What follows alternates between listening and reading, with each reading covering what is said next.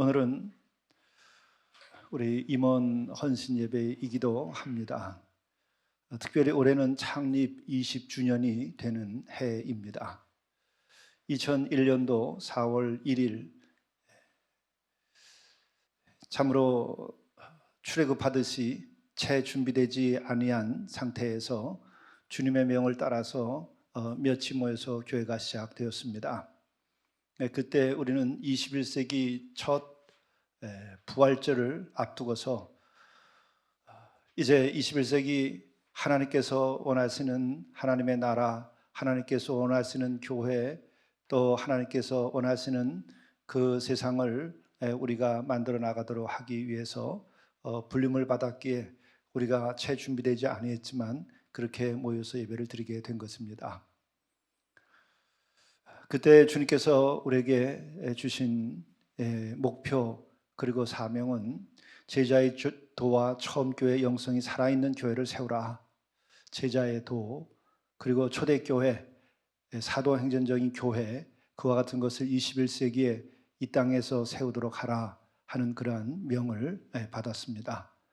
또한 제가 수도자적인 생활을 하는 영적인 공동체를 세우라 하는 말씀이 있었습니다. 가정에 머물러 살면서도 모두가 다 영적으로 성숙해질 수 있도록 수도자적인 생활을 하는 삶, 이것을 이룩하라 하신 것이죠. 이것은 바로 우리가 예배와 삶의 일치, 신행 일치, 우리가 믿는 대로 행하고 말씀대로 사는 것을 우리들이 실천하기 위한 그런 영적인 공동체를 세우라 하는 것이었습니다. 그리고 또 21세기 소명에 응답하는 교회를 세우라 하셨습니다. 21세기라고 하는 것은 글로벌 시대가 열리게 되는 것이죠. 지구촌 시대가 되고 또 디지털 혁명에 의해서 이 세계가 다 하나의 네트워크로 연결이 된다. 개개인 모두가 다 개인의 그런 인터넷이나 우리가 지금은 스마트폰과 같은 것으로 온 세계에 있는 사람들이 서로 연결이 된다. 이때 이것을 통해서 복음을 전하라. 지구촌 전체가 영적인 공동체, 영적인 네트워크로 연결되도록 그렇게 해라. 그래서 21세기에 이런 디지털 혁명기가 오게 되는데 이것에 우리들이 대비해야 된다. 그러면서 또 21세기 소명으로는 창조 질서를 보존해야 된다. 그와 같은 일을 해야 된다고 우리가 생각을 했습니다. 또 남녀가 함께 서로 동등한 그런 시대가 되어야 된다. 그래서 이 모든 것들을 바로 그 인터넷과 같은 이런 것으로 우리들이 복음을 전파해서 하나님의 나라 운동을 해야 된다 하는 것이었죠. 그리고 청년들을 키우고 그리고 또 이 땅에 어려운 사람들을 돕는 일을 해야 된다. 그런 명을 받았습니다. 그래서 교회가 개척됐을 때 처음부터 우리는 사이버 철치라고 하는 말을 했고 또 우리는 영성센터, 스피리추얼 센터라고 표현을 했지만 수도원적인 공동체도 만들어서 우리들이 그곳에서 훈련을 받고 다시 일상에 돌아와서 제가 수도자적인 생활을 하도록 하자. 그래서 우리들이 행복하고 거룩하고 복되고 그리고 죄로부터 자유롭고 진리로 인하여 자유를 누리는 그와 같은 삶을 살자. 정말 예수님께서 늘 우리와 함께하는 이런 교회, 예수님의 진정한 지체가 된 교회, 그리고 참된 제자로서의 삶, 이와 같은 것을 이룩하자고 시작을 했습니다. 그리고 또 처음부터 교회가 어려운 상황이었어도 청년들에게 장학금을 주고 키웠습니다. 그리고 우리가 긴 시간 20년이 이제 지나가게 돼서 2021년을 맞이했습니다. 참으로 하나님께서 주신 그 뜻은 굉장히 높고 우리가 받은 사명도 굉장히 큰 것입니다. 그런데 그것을 이루기에는 우리가 너무 부족하지 않았나, 특별히 제 자신이 부족함이 많았다 하는 것을 요즘에 통감을 합니다. 그러나 지난 20년 동안 하나님께서는 1차적으로 제가 고백하는 것은 그와 같은 목표를 향하여 가는데 저를 연단하시고 훈련하셨습니다. 그리고 또 어렵게 노숙인 형제들을 보내주셔서 그들을 섬기는 일을 했죠. 피하지 아니하고 섬겼습니다. 그래서 교회가 완전히 광야에 놓여진 것과 같은 교회로서 우리가 지내왔습니다. 또 그 과정에서 저도 지칠 때가 있고 또 에너지가 부족하고 기진하는 때도 있고 그래서 교회가 힘들었던 때도 있고 여러 과정을 거쳤습니다. 그러나 교우들이 함께 힘을 합해서 그 목표를 향해서 왔고 지금 있는 여러분들은 그 행진에서 광야를 지난 행진에서 계속 함께 해 온 분들이고 또 앞으로도 함께 할 분들입니다. 이 과정을 통해서 정말 깨달은 것들이 많이 있습니다. 그것을 다시 한번 이제 제가 새롭게 목회에 적용을 하고 하나님의 뜻을 깨닫고 여러분들 섬기며 주님의 몸된 교회를 정말 주님이 살아있는 교회로 키우도록 이렇게 해야겠다. 근데 해야겠다보다도 사로잡힘을 받습니다. 주님의 은혜를 입습니다. 그리고 지난 20년 동안도 저의 부족에도 불구하고 우리는 늘 기적을 경험하고 살아왔어요. 정말 기적의 20년 동안이었습니다. 그리고 공동체까지도 지금 이룩하게 됐죠. 보니까 하나님께서 모든 계획을 당신의 계획대로 성취시키신 거죠. 그걸 보면서 하나님의 뜻을 이루는 것은 우리가 부족해도 이루신다. 제가 부족해도 이루신다. 그것을 20년 되면서 고백하게 됩니다. 저의 능력만큼 한 것이었다고 한다면 불가능했던 일들입니다. 또 우리 교우들의 숫자를 생각해 보면 열심히 헌신했지만 숫자적으로 보게 되면 거의 불가능한 일들이었죠. 그리고 또 우리가 그 외에 여러 가지 사건들을 보면 치유의 은사의 사건이라든지 또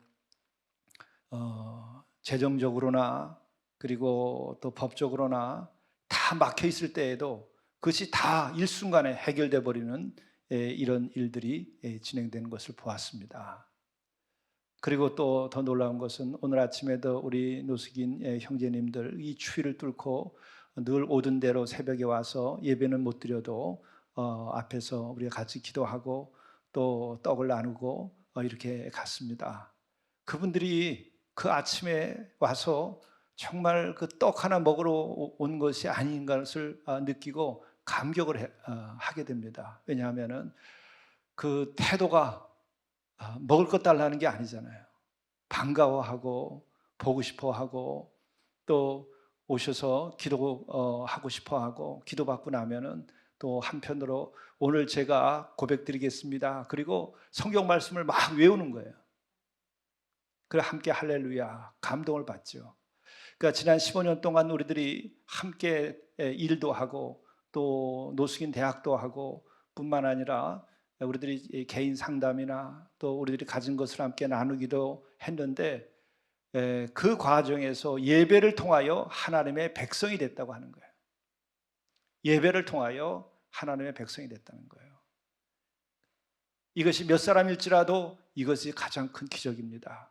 이스라엘 백성들이 출애굽해서 광야를 통과해가지고 가나안 들어갈 때에 하나님께서 그들을 출애굽을 시키고 광야를 통과해서 그렇게 하나님의 역사를 일으켰을 때 그 핵심이 뭐죠? 그들이 예배 공동체가 되는 거예요. 하나님의 거룩한 백성, 제사장의 나라 이것이 되도록 하신 거죠. 바로 지난 20년 동안 이 과정을 통해서 하나님께서 그것을 성취시킨 겁니다. 우리가 예배 때마다 하나님의 거룩한 백성이 되게 해주십시오. 우리가 모두 다 같은 고백을 해왔었습니다. 이제 이와 같은 20년이 이제 끝나고 어떻게 보면 광야 한복판 같아요. 광야에서 40년을 통과했는데 이제 20년이니까 이제 한복판 아닌가 이 생각도 드는데 반이 지났으면 이제 얼마 안 남은 겁니다. 이제 20년의 경험을 가지고 통과하는 것은 그렇게 어려운 일이 아니지 않겠는가 이런 생각이 듭니다. 그리고 이와 같은 일을 하는 데에 제가 지난 20년을 돌이켜보면서 부족했던 게 하나 있는데 뭐 여러 가지가 있지만 그 중에 가장 큰 것 중에 하나가 함께할 이 동역자 혹은 사역자를 충분히 키우지 못했다. 세우지 못했다. 하나님 앞에 그렇게 세웠어야 되는데 세우지 못했다는 것이 제일 큰 부족함이었던 것 같아요. 그것은 저 자신의 부족이기도 하고 하지만 또 나름은 그것 때문에 많은 고난을 겪게 되고 어려움을 겪었는데 그것으로 인하여 또 깨달은 바가 굉장히 많습니다.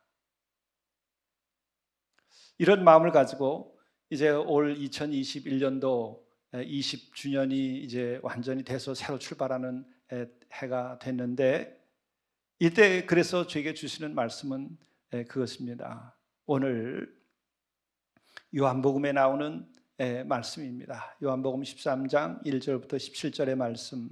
예수님께서 제자들의 발을 씻긴 이 장면을 제가 묵상하고 앞으로 20주년을 지나고 또 20년을 우리 교회가 광야를 지나가는 그것을 생각해 볼 때 마음속에 기도할 때 계속 주시는 말씀이 예수님께서 제자들의 발을 씻긴 그것을 자꾸 인도해 주시고 보여주시는 거예요.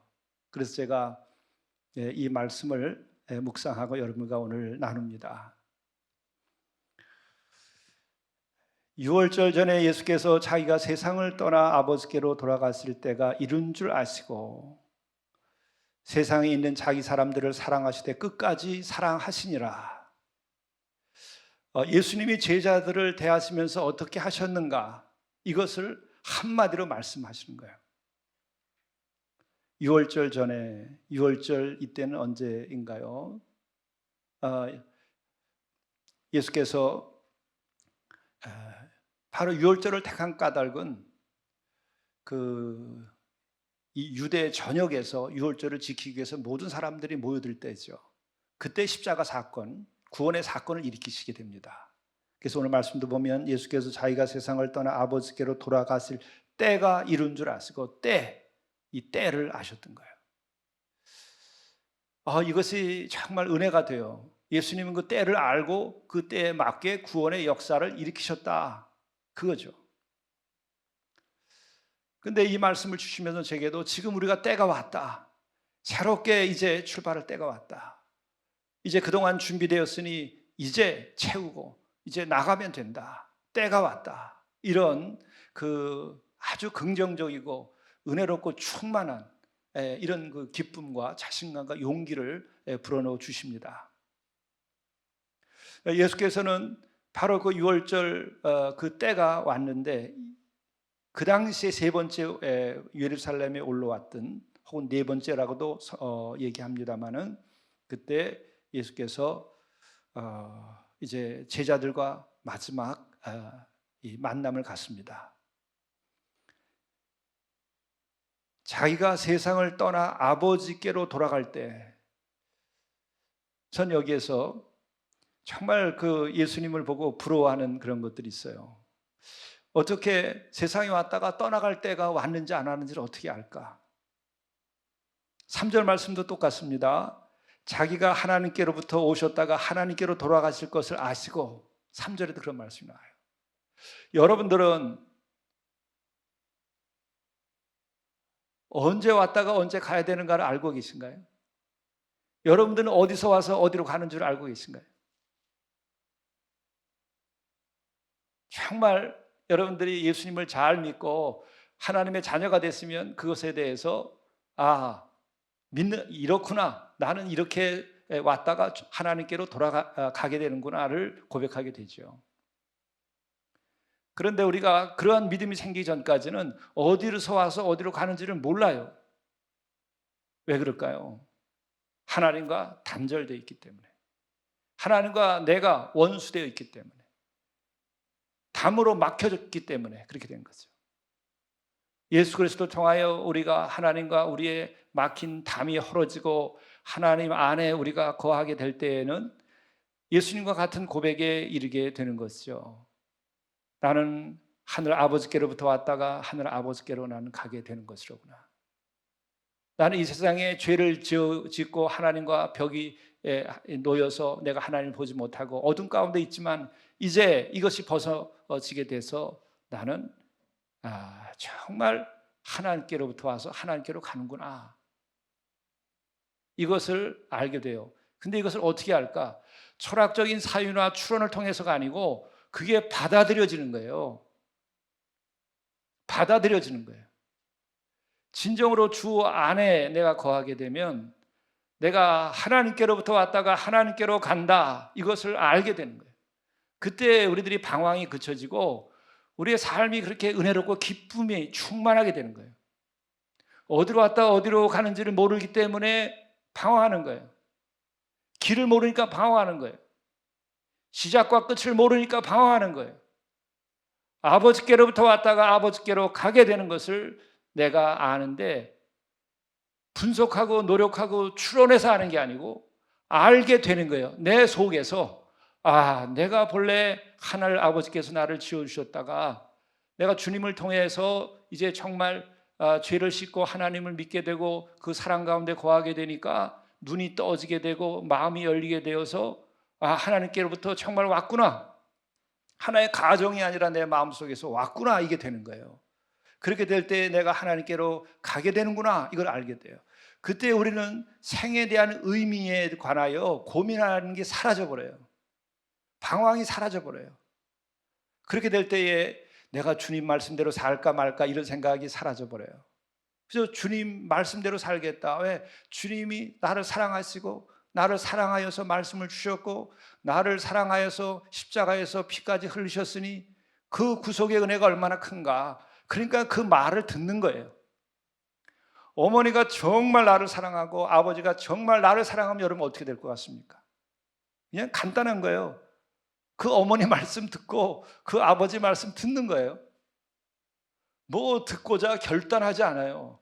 내 이번부터는 금식하고 이번부터는 작정을 해서 우리 아버지가 하신 말씀 듣고 열심히 공부하겠습니다, 이렇게 되는 게 아니라, 아버지 말씀 내가 결단하고 형제끼리 사랑하라고 그랬으니까 결심하고 사랑하는 게 아니라, 그럴 수도 있겠죠. 필요하다면 그렇게도 해야 되겠죠. 그러나 그럴 필요 없이 형제가 사랑하게 되고 서로 원수 맺은 것도 해결하고 서로 사랑하게 되고, 그때는 언제예요? 진짜 내 아버지의 사랑을 내가 많이 느끼면 그렇게 돼요. 어머니의 사랑을 많이 느끼면 그 사랑으로 인하여 형제 간에 자매 간에 사랑하게 돼요. 벽이 무너져요. 여러분 집집마다 가만히 보세요. 형제들이 많이 다투거나 자매끼리 다투고 형제 자매들이 복잡한 경우는 거의가 다 어머니 아버지의 사랑이 부족한 데서 일어나요. 어머니 아버지가 집이 가난해도 내 새끼밖에 모른다, 내가 너희들밖에 모른다, 나는 우리 남편밖에 모르고 나는 내 아내밖에 모르고, 내가 바라다 보니까 우리 엄마는 아빠밖에 모르고 우리 아빠는 엄마밖에 모르고, 그리고 바라다 보니까 우리 엄마 아빠는 나밖에 모른다, 이렇게 되면 아이들이 싸우지 않아요. 여러분 그렇습니까? 안 그렇습니까? 이것은 뭐예요? 하나님이 만든 법이에요. 우주의 섭리예요. 영적인 문법입니다. 그렇기 때문에 정말 하나님께서 나를 사랑하셔서 친히 사람의 몸을 입고 이 땅에 오셔가지고 나를 사랑하여서 바로 내 죄를 위하여, 나와 하나님과의 관계가 끊어져서 내가 저주받고 내가 심판받을 수밖에 없는데, 그분이 나를 위해서 저렇게 십자가에서 죽고 피 흘렸다는 것을 알고 하늘 아버지가 나를 저렇게 사랑하시는구나, 나를 사랑하시는구나, 이것에 내가 정말 그냥 가슴이 무너지고 눈물이 쏟아지게 되면은 그분 말씀을 듣게 되고, 동시에 어떻게 돼요? 내 주변에 내 형제 자매들, 내 어머니 아버지만이 아니라 우리 울타리 밖에 다른 사람들도 사랑하게 돼요. 왜? 그 하늘 아버지는 모든 사람의 아버지가 되기 때문에, 모든 사람을 지었기 때문에. 그래서 아바 아버지라고 우리가 진정으로 부르게 될 때에는 모든 피조물에 대한 사랑이 싹트게 되는 거예요. 사랑하게 돼요. 다툼을 그쳐지는 거예요. 그렇기 때문에 우리는 어떤 윤리도덕 필요하지만 윤리도덕만으로 부족한 거예요. 인간은 영적이기 때문에. 또 우리 가운데는 죄가 있기 때문에 그런 거예요. 그게 무너져 나가야 돼요. 우리가 철학도 필요하고 이념도 때로는 필요합니다. 사람들을 묶어줘야 되니까. 그러나 그것으로 인간이 정말 인간답게 다 될 수 있는 것이 아니라는 거예요. 정말 평화롭고 좋은 세상이 그것으로 다 만들어지는 거 아니라는 거예요. 윤리도덕이나 철학과 이념 가지고 그것으로 훌륭한 나라가 다 될 수가 없는 거예요. 뭐냐? 내가 만물을 지으신 하나님께서 나를 사랑하셔서 당신이 친히 피를 흘리시기까지 죽기까지 사랑했다. 이것이 내 마음에 감동을 주고 내가 그 사랑에 무너질 때에 그때 가정에서도 행복과 사랑이 넘치고 또 이웃과의 관계도 사회도 변화되기 시작하는 거예요. 그래서 복음을 선포를 했더니 사회가 바뀌는 거예요. 영원 구원을 얘기했더니 사회 전체가 바뀌는 거예요. 따로 사회 구원을 얘기하지 않아도 사회가 바뀌어버리는 거예요. 왜? 인간의 영혼이 바뀌니까. 이 나라가 어떻게 된다고 특별히 내세우지 아니하여도 진정으로 하나님의 나라가 임하게 되는 거예요. 평화가 임하게 되는 거예요. 그래서 우리는 윤리와 도덕이나 이념과 이런 것들을 우리가 다 무시하거나 없는 걸로 취급할 필요는 없습니다. 그러나 이거보다 더 근본적으로 중요한 것은 뭐냐? 하나님 아버지의 사랑을 내가 경험하는 거예요. 그 사랑을 예수 그리스도를 통해서 경험하는 거예요. 바로 그것이 교회 안에 녹아서 이 주님의 몸된 교회, 그 주님의 사랑 덩어리인 이 교회, 주님의 뜨거운 사랑, 그 체온이 가득한 이 교회가 이루어질 때 이 교회의 지체가 되는 우리 임원들이 앞장서서, 장로님들이 앞장서서, 권사님들은 또 함께, 집사님들이 함께, 모든 성도들이 다 그렇게 본을 받아서 한 마음이 돼가지고 주의 사랑을 실천할 때에 하나님의 나라가 성취돼 가고 그것이 가정을 회복시키고 이웃과의 관계를 회복시키고 사회를 변화시키고 모든 사람이 함께 웃고 이렇게 할 수 있어요. 그렇지 않으면 우리는 용서하거나 화해하는 것이 불가능해요. 거의 어렵습니다. 세상을 살면서 형제 간에도 부부 간에도 용서 화해 없이 살 수 없는데 어떻게 우리가 사는 세상이 용서 화해 없이 세상을 행복하고 거룩하고 또 평화롭게 만들 수 있겠습니까? 이와 같은 사랑이 있어야만 돼요. 그런데 오늘 말씀을 보니까 이렇게 돼요. 예수께서 자기가 세상을 떠나 아버지께로 돌아갔을 때가 이른 줄을 아시고는 세상에 있는 자기 사람들을 사랑하시되 끝까지 사랑하시니라. 여기서 우선은 자기 사람들이라고 하는데 그 앞에 무슨 말이 있죠? 세상에 있는, in the world, 이 세상에 있는. 당신은 떠나가는 거예요. 이건 뭐죠? 이 세상이라고 하는 것은 천국도 있고 저 세상도 있고 이 생과 천국이 있다는 걸 말하는 거예요. 이 세상에 있는 이 제자들, 내가 두고 떠나게 되는데 이거 참 어떻게 할까? 이런 마음이 있는 거예요. 이게 예수님의 시각이에요. 우리가 세상을 바라다 보면서 이것이 전부라고 생각하면 안 돼요. 우리는 이 세상은 왔다가 가는 곳이에요. 이게 진리입니다. 이게 깨달음이에요. 이게 우리 마음속에 있어야 돼요. 우리는 왔다가 가는 곳이에요. 여기 영원한 도성이 없어요. 영원히 쌓아놓을 수 있는 곳이 아니에요. 하늘나라가 있고 하늘 창고가 있고 그런 거예요. 그리고 이 세상이 정말 하나님께서 원하는 세상이 되려면 뜻이 하늘에서 이룬 것처럼 땅에서도 이루어지도록 해야 되는 거죠. 땅에서도 이루어지도록 하는 것이 하나님의 나라 운동이에요.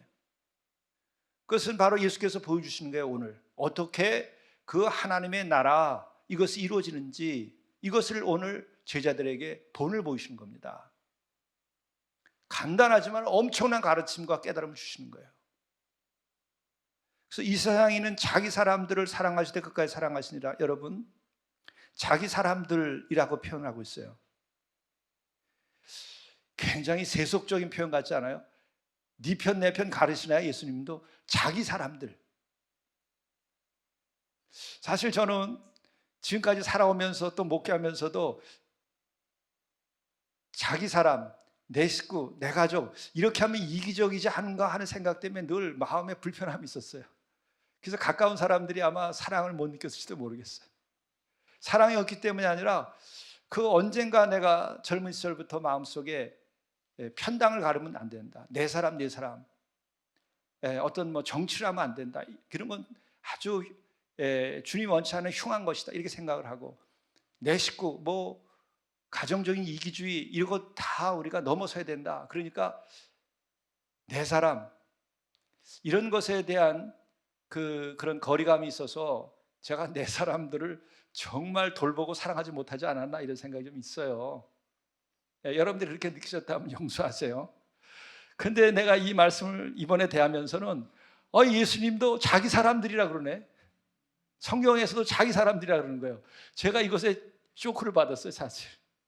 이렇게 성경을 계속 읽고 지나왔는데도 40년 목회하면서도 이 말씀을 오늘 정말 이번에 저에게 충격적인 말씀을 다가왔어요.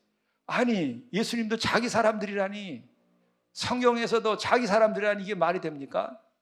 근데 분명히 자기 사람이라고 했어요. 자기 사람들. 여러분, 내 사람 내 사람 예수님께서 가리는 겁니까? 구별하시는 거예요. 내 사람 내 사람. 그런데 내 사람 내 사람을 당신의 이익을 위해서 가리는 게 아니에요. 내 편 만들려고 하기 때문에 내 사람을 가리는 것이 아니에요. 여기서 내 사람들이라고 하는 것은 하나님의 뜻을 이루어 가도록 하기 위하여 사명을 받은 자들을 말하는 거예요. 하나님의 나라를 이룩해야 될 그 훈련된 사람들, 함께 3년 동안 예수께서 부르셔가지고 그야말로 집을 나온 사람들이에요. 이분들은 배와 그물과 아버지를 버리고 예수님과 더불어서 3년을 지내온 사람들이에요. 내 사람들이에요. 이 사람들은 우리들의 이익을 위한 것이 아니고 예수님의 이익을 위한 것이 아니라 이 사람들은 모든 사람을 구원하기 위한 하나님의 나라를 만들기 위하여 불리움받은 사람들이에요. 이 사람들은 진리를 선포하고 하나님의 나라를 선포할 사람들이에요. 이 사람들은 세상의 모든 사람들의 죄를 씻기 위하여 복음을 전하고 그리고 이 세상을 구원하는 일에 참여할 사람들이에요. 그런 의미에서 내 사람이라고 얘기하는 거예요. 이런 면에서는 성도들이 내 사람이고 또 불리움받은 임원들, 직분자들이 내 사람이에요. 주님의 사람들이에요. 제가 이것을 이번에 아주 마음속에 큰 감동으로 찾아오는 말씀을 들었어요. 제가 1차적으로 이 말씀을 듣고 해야 될 것은 사명자들을 사랑하고 먼저 섬겨야 되는 거예요. 그러면서 발을 씻기는 섬김을 보이신 거예요. 사명자들을 이렇게 아끼고 사랑해야 되는 거예요. 주께서 세운 자들, 하나님의 나라를 선포하고 이 세상을 구원하도록 그렇게 불리움받은 자들을 존귀히 여기고 사랑해야 돼요. 그래야 이 세상을 주의 뜻대로 죄사함과 또 평화와 화해와 이런 거를 이룩할 수 있는 일을 할 수 있는 거예요. 그리고 뒤에 가면은 사도들의 서신들이 나오잖아요. 거기서도 무엇보다도 우리가 믿는 이들의 가정부터 사랑하라고 얘기하잖아요. 함께 멍에를 진 이들을 먼저 사랑하라는 거예요. 왜? 그래야 그렇지 않은 사람들을 구원할 수 있어요. 그렇지 않은 사람들을 살려낼 수 있는 거예요. 그렇지 않은 사람들에게 복을 줄 수가 있는 거예요. 이 세상을 하나님 원하시는 좋은 세상을 만들려면 예수님께서 하신 이대로 따라야 돼요. 자기 사람들을 사랑하시되 끝까지 사랑하셨다.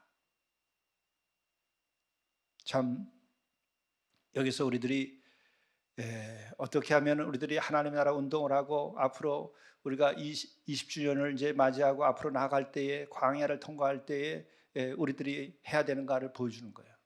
여러분이 서로 사랑하십시오. 임원들을 먼저 사랑하십시오. 사명자들을 먼저 사랑하십시오. 그분들을 먼저 세우십시오. 그래서 그분들이 그러나 그 다음에 어떻게 되느냐? 예수께서 하신 것처럼 섬기라는 거예요. 섬기라는 거예요. 사랑을 앞장서서 본이 되게 나누라는 거예요. 그렇게 세운 까닭이에요. 자기 사람들을 사랑하시되 끝까지 사랑하시니라. 자기 사람들을 특별히 사랑하는 까닭은 그들을 사랑하여서 본을 보임으로써 그들이 또한 나가서 사랑하도록 하기 위하여 이렇게 하는 겁니다. 사랑을 받아야 사랑할 수 있어요.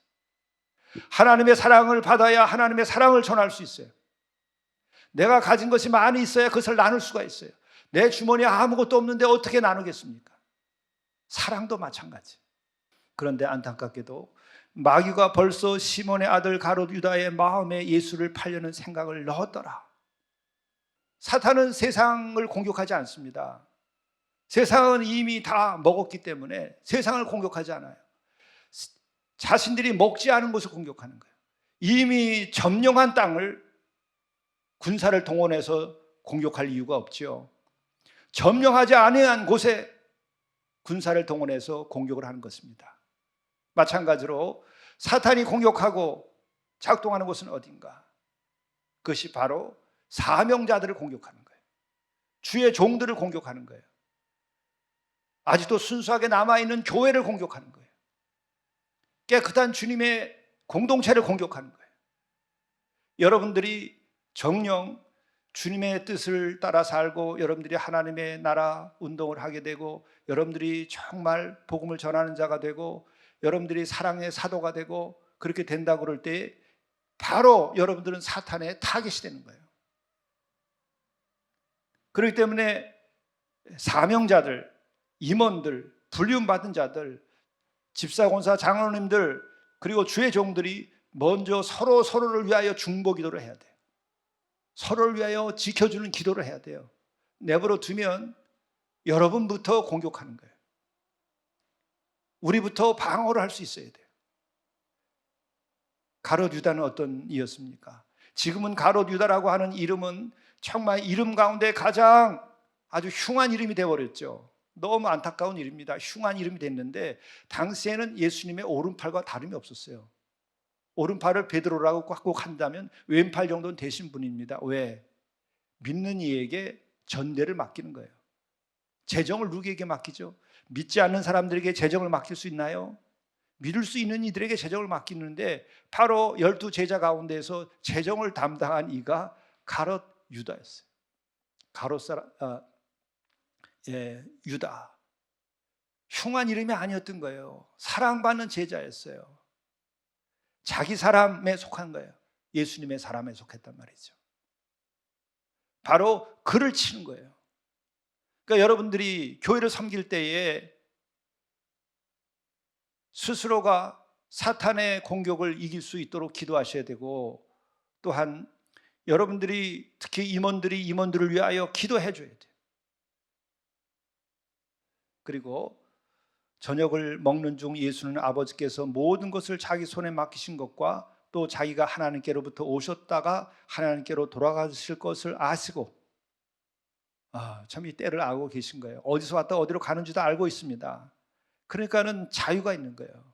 어디로 왔다 어디로 가는지를 모르면 캄캄해서 우리는 고립돼 버리고 마는 거예요.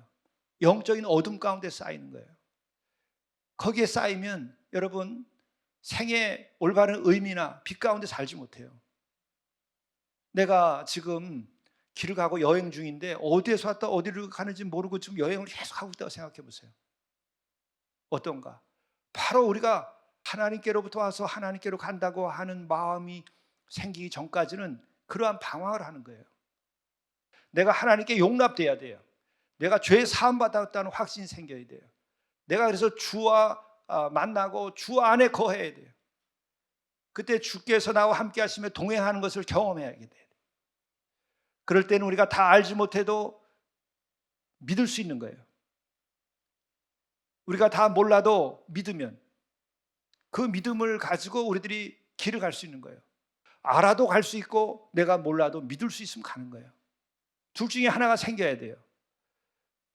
그런데 우선은 생길 수 있는 것이 내가 죄사함 받고 주 안에 거하게 되고 하늘 아버지 안에 내가 존재하는 걸 경험하게 되면 어디서 왔다 어디로 가는지에 대하여 다 몰라도 안심이 되는 거예요. 그리고 믿고 그분 안에서 생을 살아가는 거예요.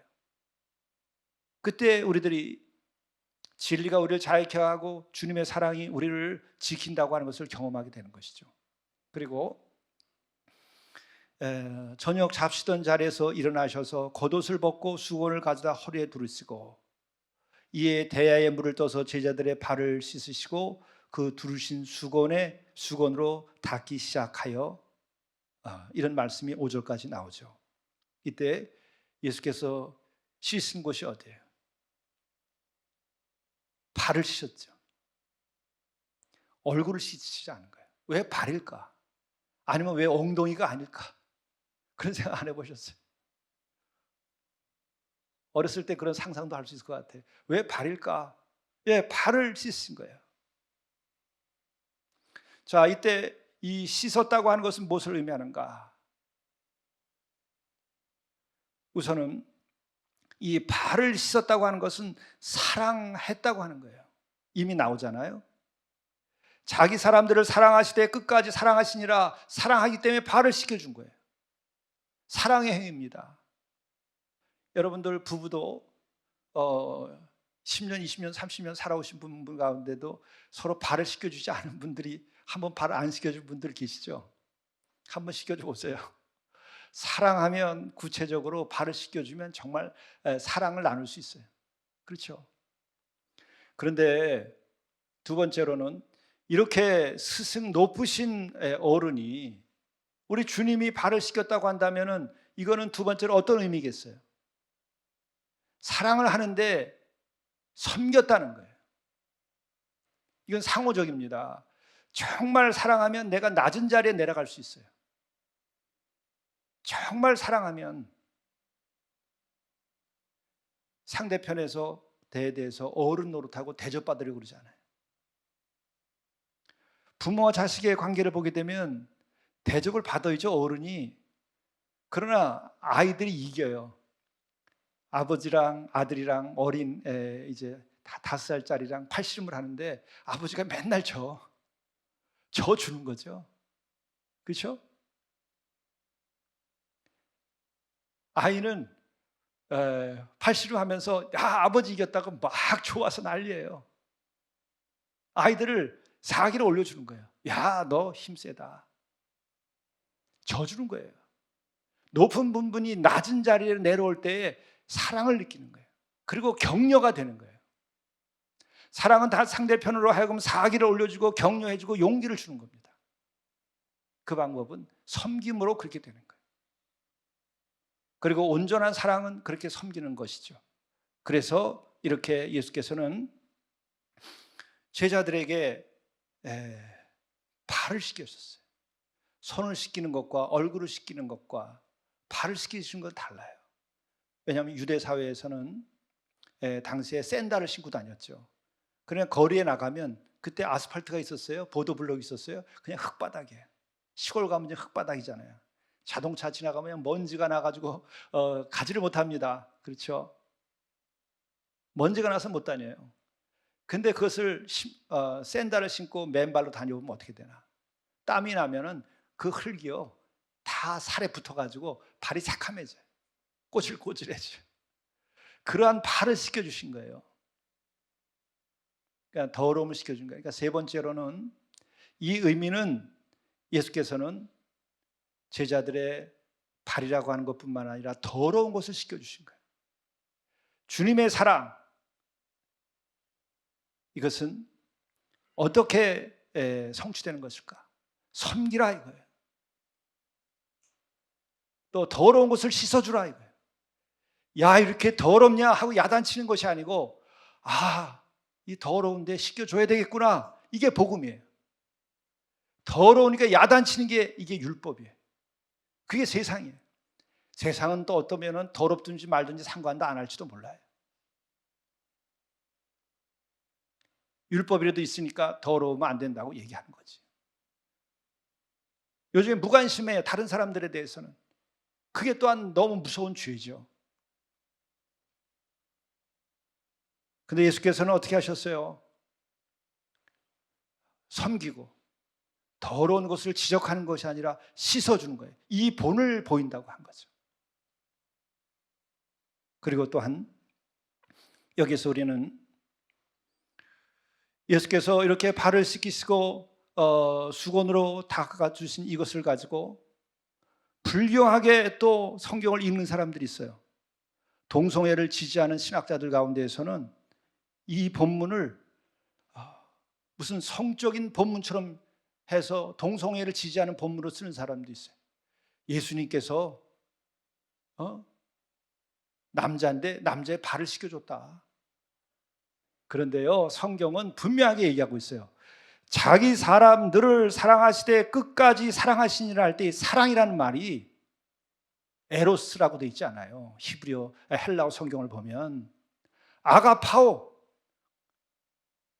아가페의 사랑, 거룩한 사랑, 하나님의 사랑으로 사랑했지. 성경 본문은 그렇게 돼 있어요. 아가파오라고 돼 있어요. 우리는 말씀을 말씀으로 대해야 됩니다. 제가 정죄하고자 그렇게 하는 것이 아니라 말씀을 말씀으로 세워서 말씀의 빛 가운데 우리가 이것을 증언하고, 또 우리들이 이것을 참된 사랑으로 이렇게 섬기고 사랑하고, 그리고 더러운 것을 우리가 지적하는 것이 아니라 씻겨주려고 하는 이것을 예수께서 본을 보였으니 너희들도 그렇게 하라, 이 얘기하시는 거예요. 너희들도 이렇게 해라. 이 말씀에 대해서는 제가 너무 중한 1년 동안 또 우리가 평생을 주를 섬기면서 다시 한번 생각해야 될 말씀이라서 다음 시간에 이어서 이 본문으로 설교를 마저도 하겠습니다. 시간에 제한이 있고 하기 때문에 여기까지 오늘 하도록 하겠습니다. 여러분, 이 말씀이 얼마나 놀라운 것인지 오늘 설교, 그리고 또 본문 설교를 다시 한번 묵상하시고 다음 주에 말씀 더 은혜 나눌 수 있으면 좋겠습니다. 기도하시죠. 6월절 전에 예수께서 자기가 세상을 떠나 아버지께로 돌아갔을 때가 이른 줄 아시고 세상에 있는 자기 사람들을 사랑하시되 끝까지 사랑하시니라. 대야에 물을 떠서 제자들의 발을 씻기시고 그 두르신 수건으로 닦기를 시작하시니, 우리에게 사랑의 본, 섬김의 본, 또 하나님의 나라를 어떻게 이루어야 하는가 하는 것을 이렇게 친히 6월절 전 십자가에 달리시기 전에 본을 보이시고 우리 하여금 이러한 길로 가도록 인도해 주신 것을 감사합니다. 이것이 우리의 길이요, 이게 진리의 길이요, 평화의 길이요, 하나님 나라의 길이요, 또한 이것이 우리에게 생명을 주시는 것임을 깨닫고 우리들이 이 같은 삶을 살아갈 수 있게 도와주시고 이와 같은 방식으로 가정에서나 교회에서 섬기는 자가 되고 사랑하는 자가 되도록 인도하여 주시고 모든 더러운 것을 씻겨주는 자들이 되게 인도하여 주옵소서. 우리 구주 예수 그리스도의 이름으로 간절히 기도드리옵나이다. 아멘.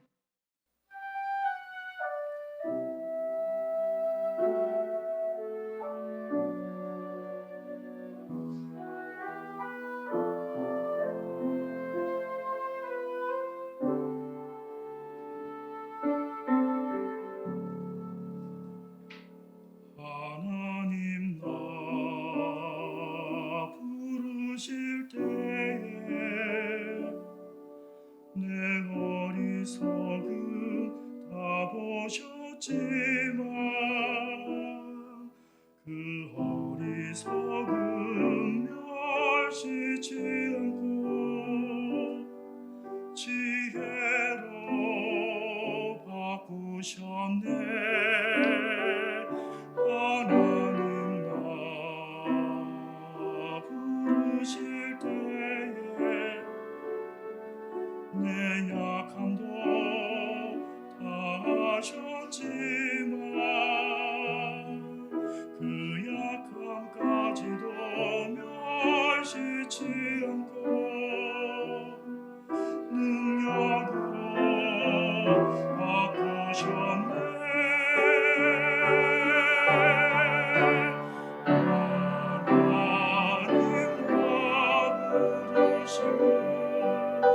오직 그리스도 온전히 은혜 필요하심이라. 하나님 나 부르시고 오직 그리스도 온전히 은혜 필요하심이라.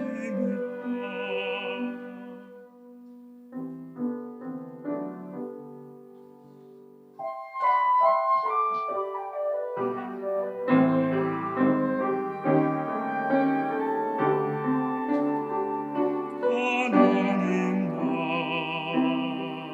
부르실 때에 내 약함도 다 아셨지만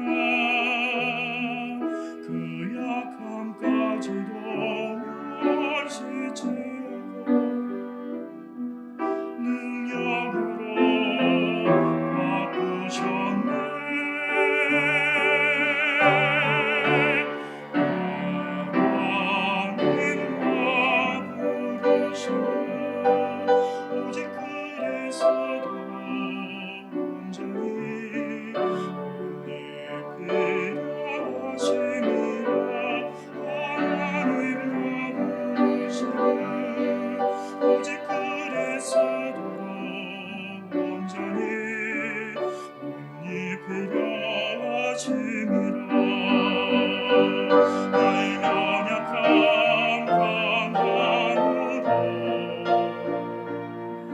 나의 부족한 완전함으로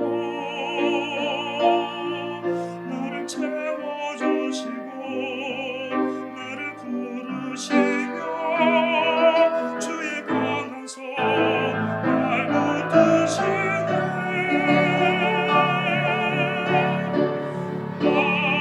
하나님 나 부르시는 오직 그리스도로 온전히 필요하심이라. 하나님 나 부르시는 오직 그리스도로